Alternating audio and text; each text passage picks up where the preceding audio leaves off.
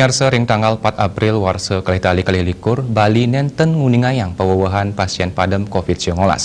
Lianan ring punika wilangan pasien COVID-19 talar kauningan tedun. Saihang ring raina sedurung nyani inggih punika kantos 6 diri.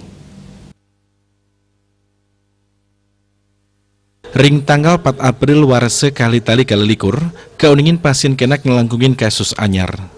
Anut data Satgas Penanganan COVID-19 Bali, ngenenin kasus anyar mewawah 3 kali diri. Dados nyari wilangan kumulatifipun wentan langkungan 1 talian diri. Kawentanan 6 kabupaten kota nguningayang pawah kasus anyar, pineh ake raus saking Badung antuk 15 diri. Raris gianyar dasa diri. 5 kabupaten sanelianan nguningayang wilangan ringsor 5 kasus. Ingi pude ke Denpasar 3 diri, Tabanan kali diri, Jembrane mewah Karangasem suang-suang adiri. Kauningin talar tetiga kabupaten nenten wentan pawahan kasus, ingi pude ke Klungkung, Bangli, miwah Buleleng.